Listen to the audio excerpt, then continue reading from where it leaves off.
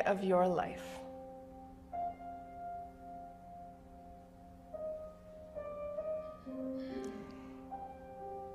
Each experience, each feeling, each love and sorrow, its own thread.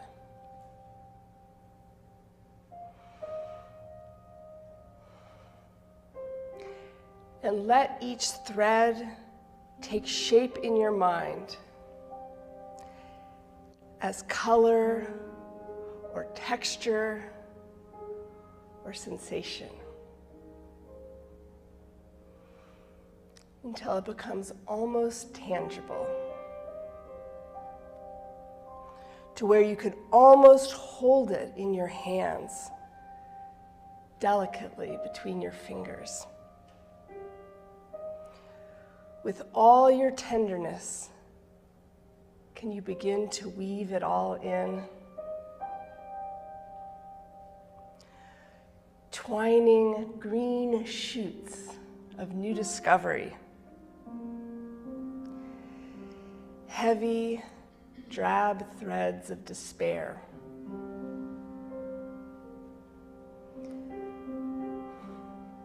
The sparkling sunlight of unexpected joy, the red, hot threads of anguish, the strong and supple threads of deep friendship, the endless threads of grief that weave themselves in again and again throughout the fabric, that perhaps the fabric couldn't exist without. Because when you look more closely, you see that they were spun out of your capacity to love.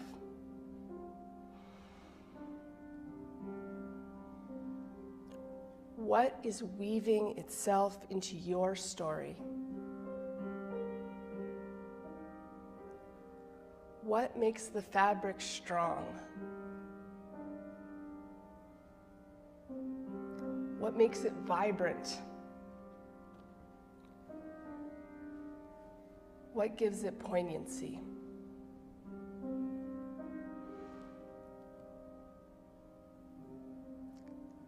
And now, bring your attention to the edge of the fabric that you are weaving. And see, it does not end there. Each fabric neat and tidy and separate.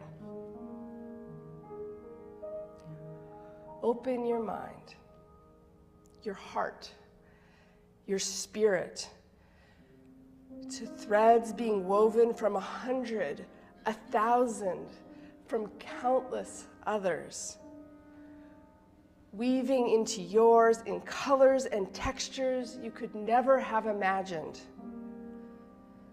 Sometimes weaving together roughly in complicated patterns,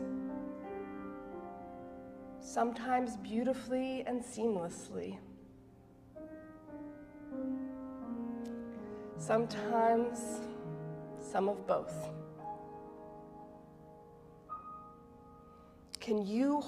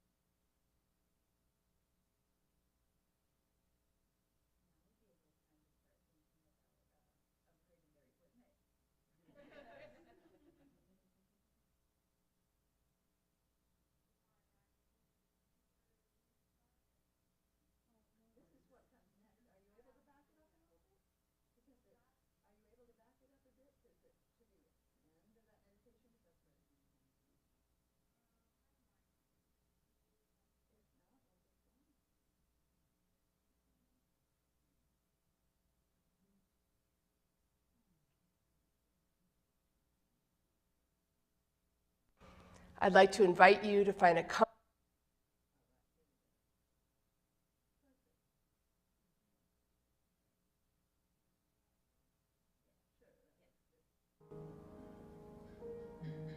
Can you sit here silently a moment longer in tenderness,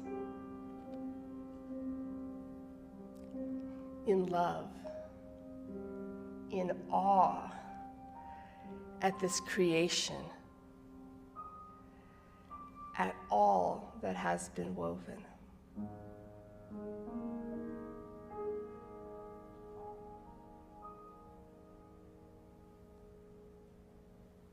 We are weaving our lives. Won't you sing with me?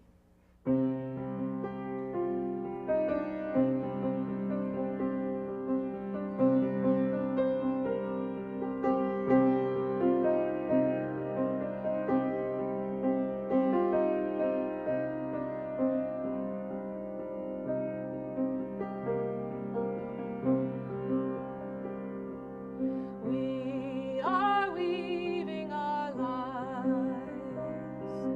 We are weaving our hearts and our minds. We are weaving the bright and dark threads of our journeys through. We are weaving our lives. We are weaving a blanket of light. We are weaving a basket to hold all that's true. We are weaving our lives. We are weaving our hearts and our minds. We are weaving the bright and dark threads of our journeys through. We are weaving our lives. We are weaving a blanket of light. We are weaving a basket to hold all that's true.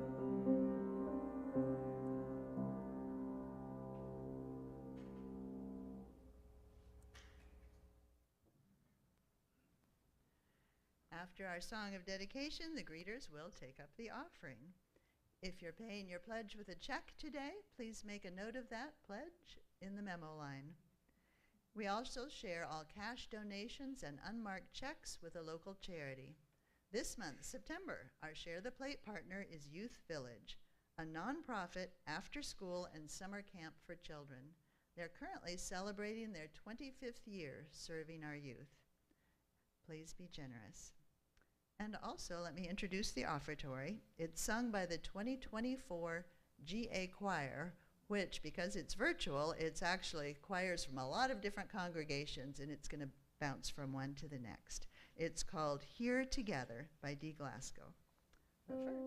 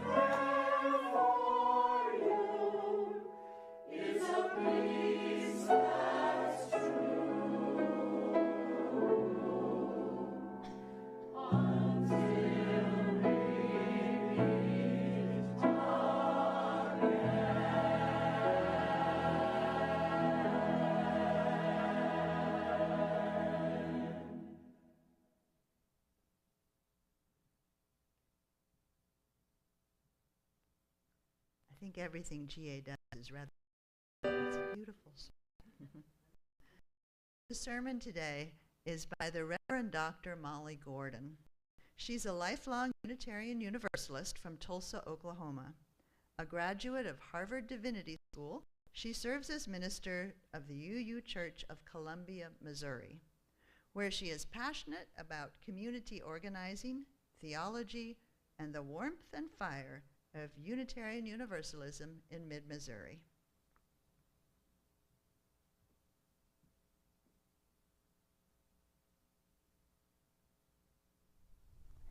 My 5-year-old Margot May comes to me sobbing and thrusts her snuggle-worn sloth lovey into my face.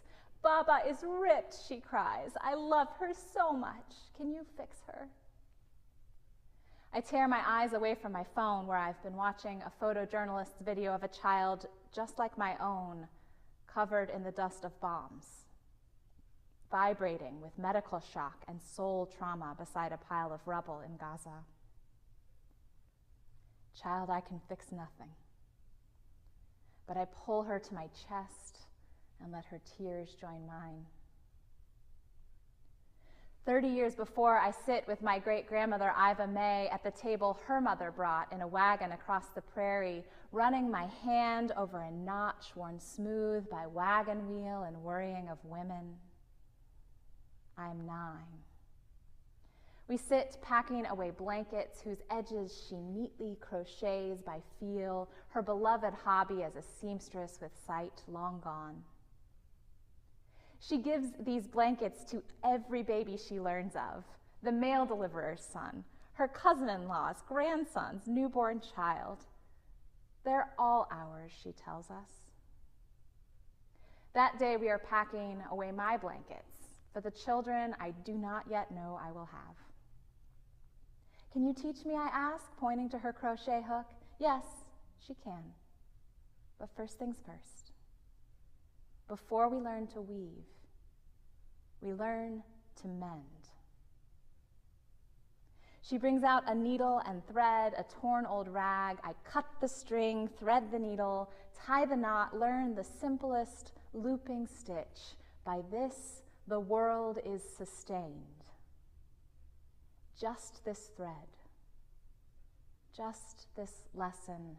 First, we learn to mend. Now, my daughter calms herself in my arms. More truthfully, we calm each other. And together we fetch the needle and thread. Under my hands, Baba becomes whole again, while beside us, images of devastation flicker on the screen of my phone.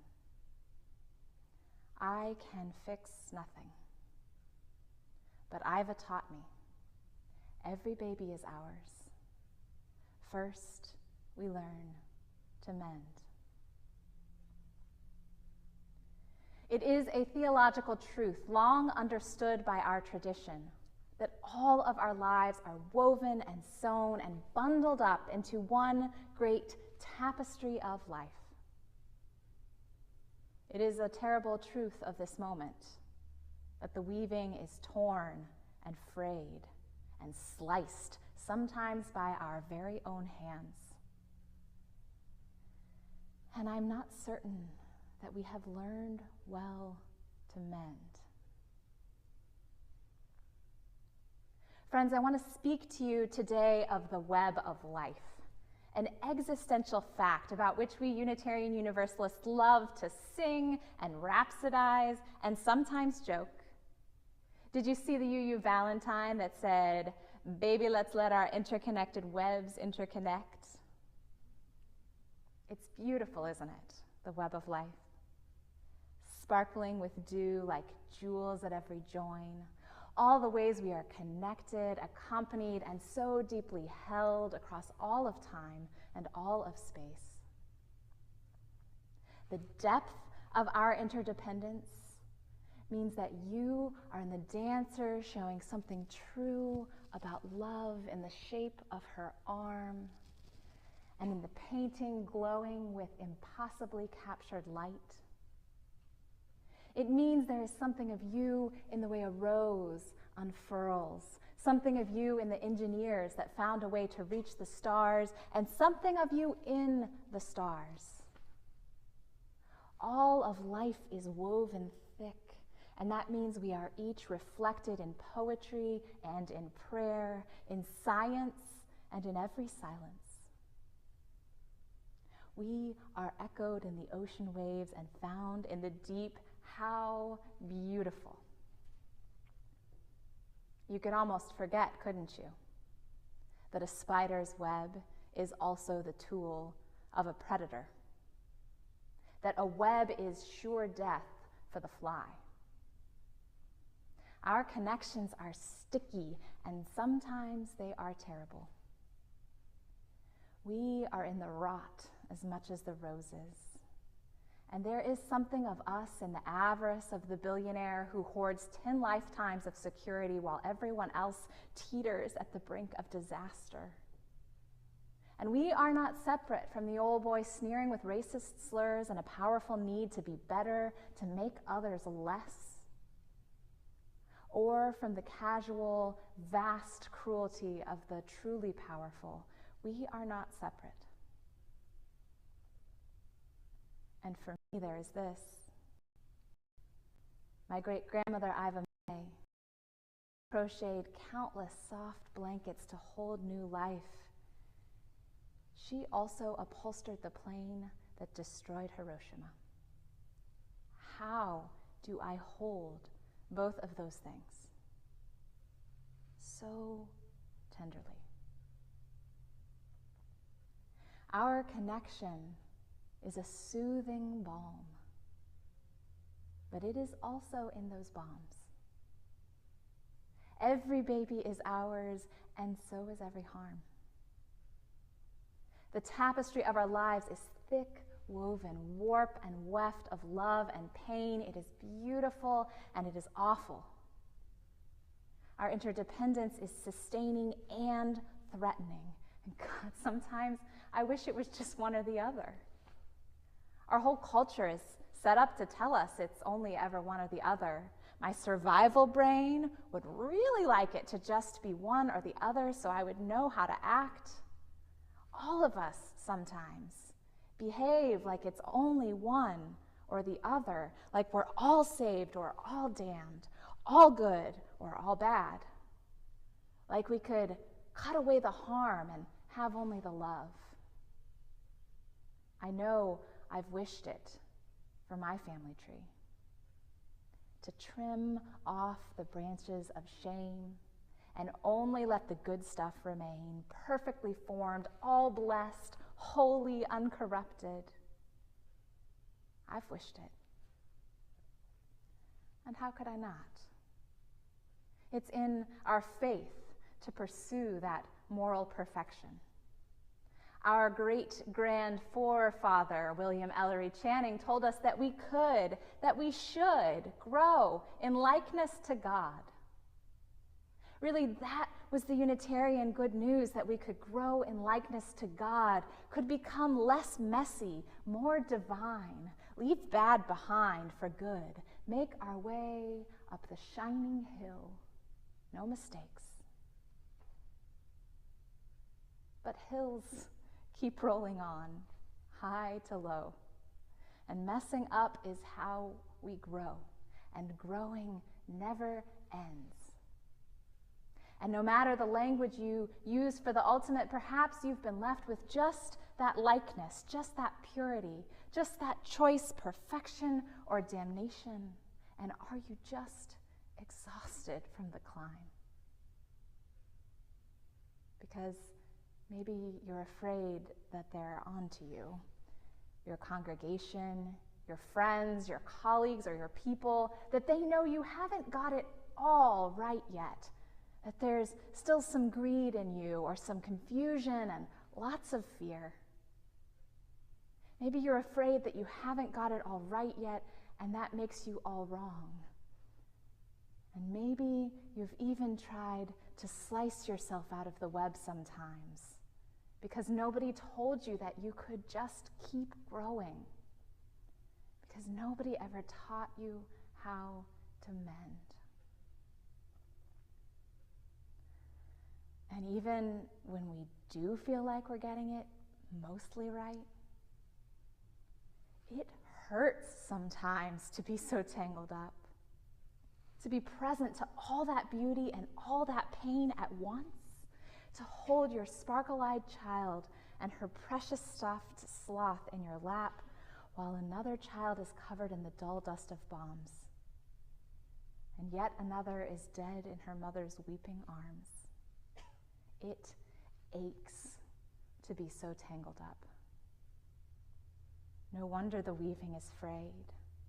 No wonder it is sometimes torn. It aches to be so tangled up, and it is dangerous sometimes. When everything depends, one misfortune can send it all tumbling to disaster. Surely COVID taught us the danger of our beautiful, tight-woven connections, that we ignore them at our peril, and that even when we manage to attend to them well, tragedy may still unfold. Tangled up in the web of life, so much depends upon forces over which we have no control, forces we may never even witness or understand. We are at each other's mercy, and not all of us are merciful. The poet Jean Lohman writes, "Precarious, hanging together, we don't know what our lives support, and we touch in the least shift of breathing. Each holy thing is borrowed. Everything depends."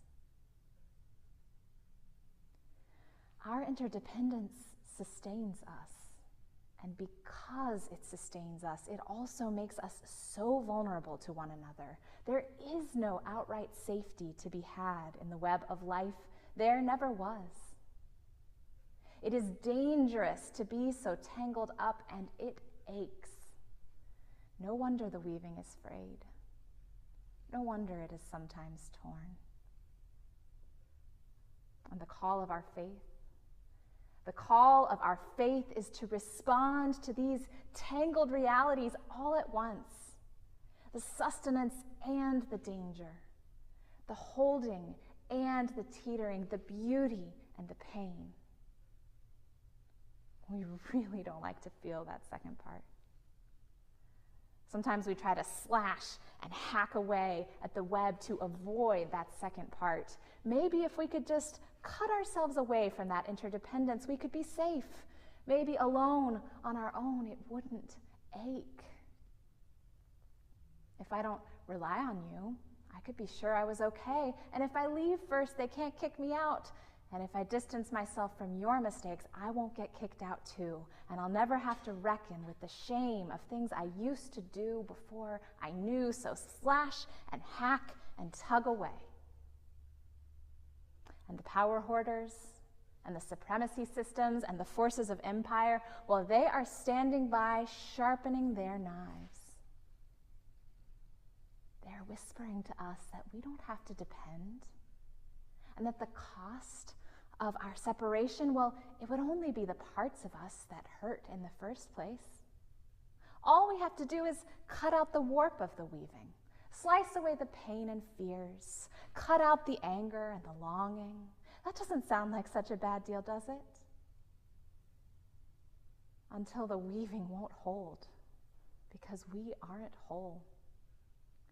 Until it all begins to unravel and our humanity leaves us too, and the weft of joy that cannot stay without the warp of sorrow, and the weft of love that does not exist without the warp of loss. Our lives must have them all.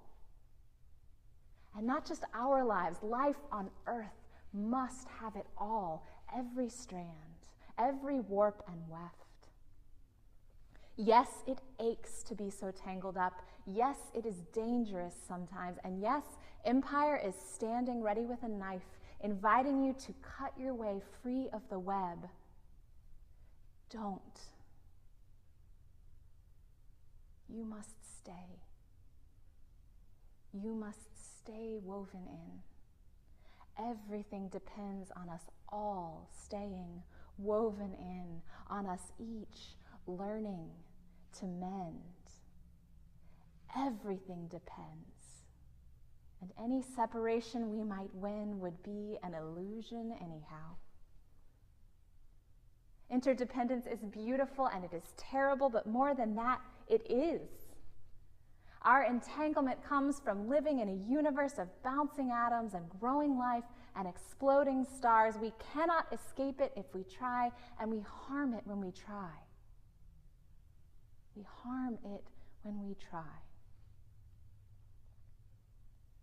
So what if instead we hold on tighter to each other, and so embraced we learn to abide, to weave all of life whole, to reknit unjust entanglements into more just ones, to mend the places we've torn in our desperation to escape where the weaving's been worn? What if we turn back to each other and refuse to turn away, even when the bombs break our hearts, even when one more loss will unravel us? What if we tangle our fingers up together on purpose and cup this delicate web in our hands and tenderly mend every tear? And what if every join in the weaving is where the power lies that will make us all free, tangled up in mutual thriving? And what if our heartbreak is the needle that will sew us back together? This has always been the wisdom of community organizers and spiritual leaders and prophets, that our power lives right next to our broken hearts. Another warp and weft in the weaving of our thriving when we're learning to mend. I live in Missouri, where the voice of empire and domination is very loud right now, and where the state legislature is very extremist and very afraid, and they have taken their sharpest knives to our interconnection.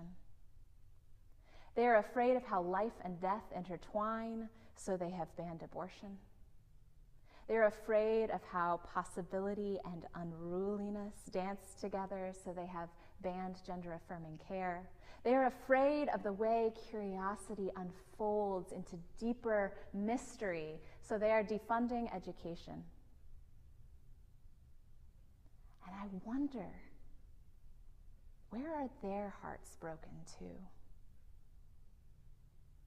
And I wonder if we can help them learn to mend, because we need them to weave themselves back in, because we can all turn back to each other again.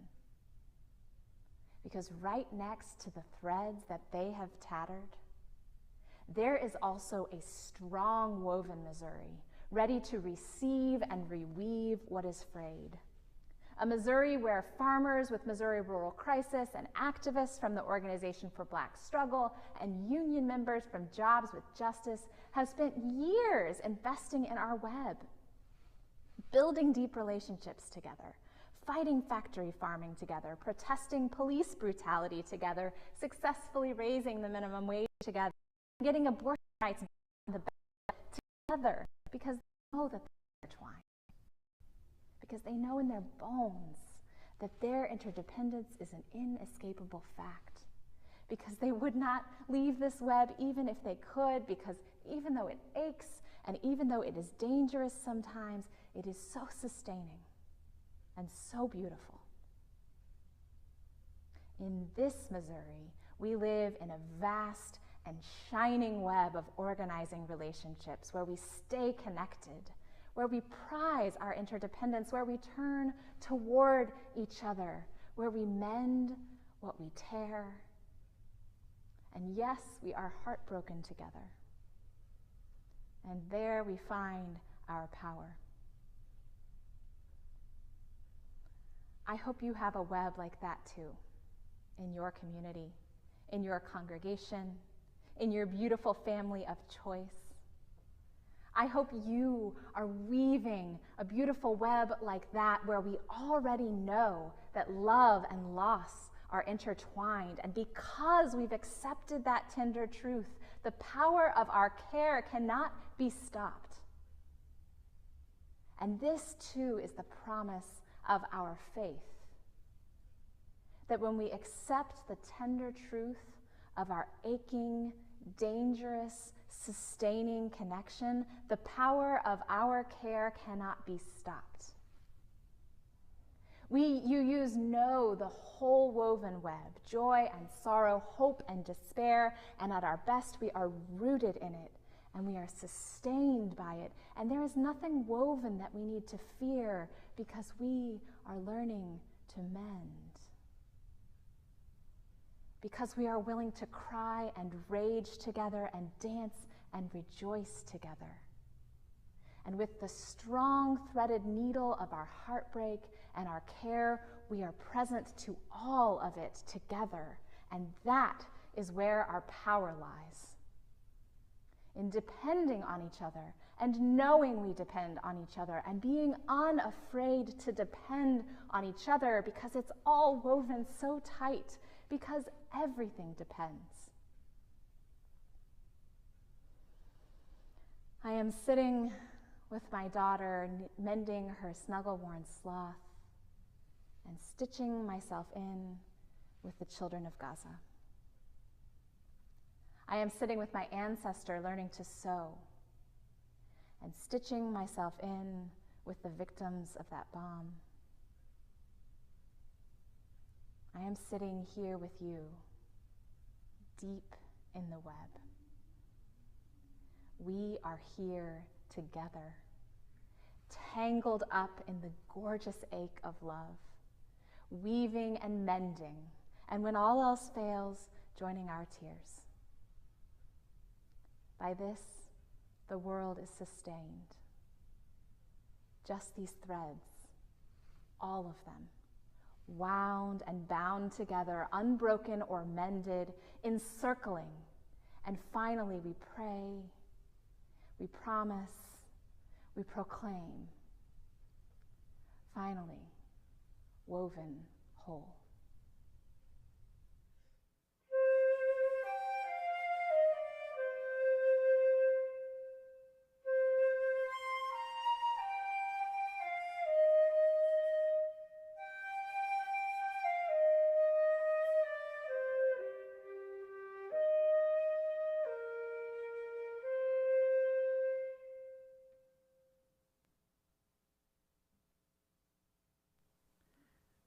Our closing words will also be by the Reverend Dr. Molly Gordon, briefly.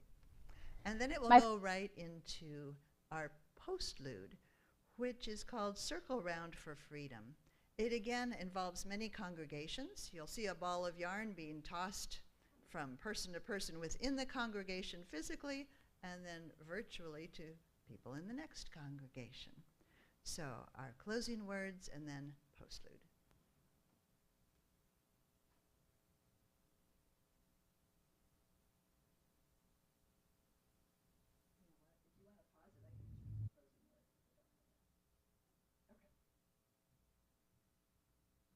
I did write it down just in case that happened. So here's what she says. By this the world is sustained, just these threads, all of them, all of us, woven together, learning to mend, keeping the circle whole.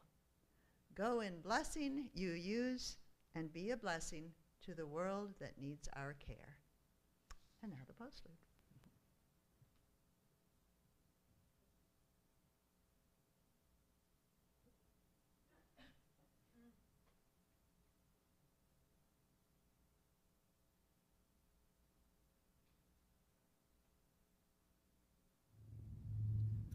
We weave, we mend, and we keep the circle whole together.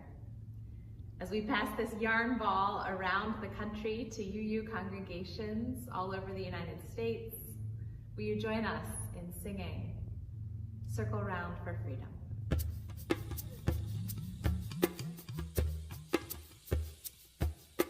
Circle round for freedom, circle round for peace, for all of us in prison, circle for release, circle round for freedom,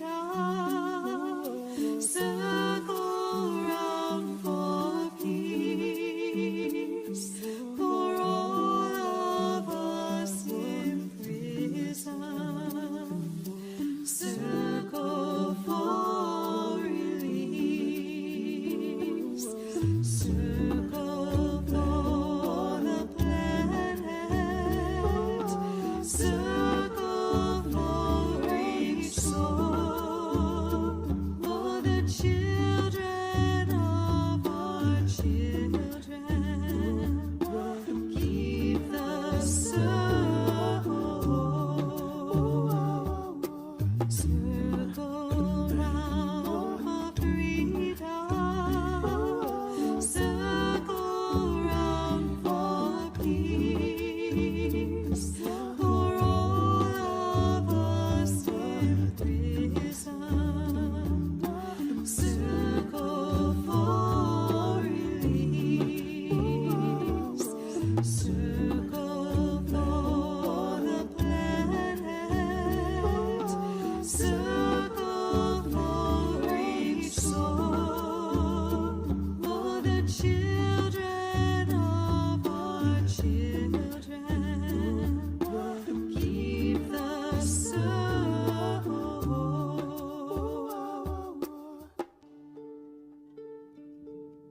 Circle round for freedom,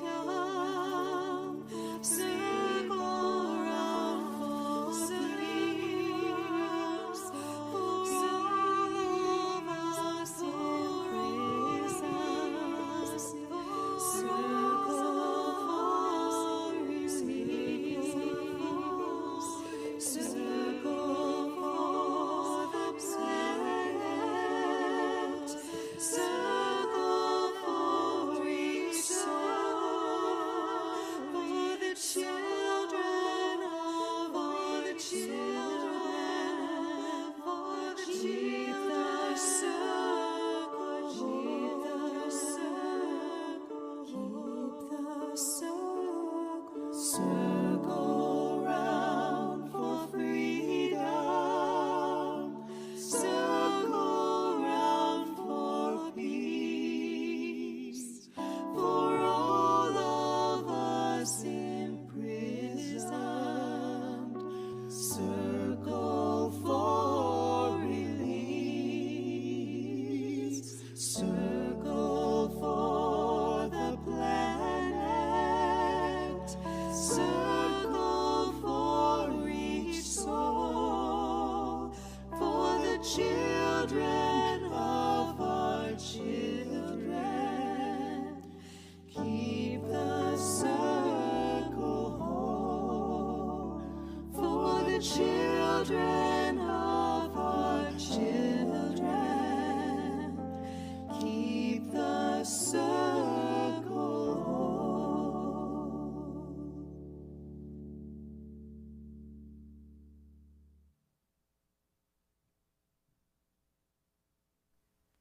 Thank you for coming this morning. Thank you for your patience. Special thanks to Joshua Moore for getting all those clips out of the big, long service. Welcome for refreshments, coffee and conversation, and second hour postcard writing. Thanks.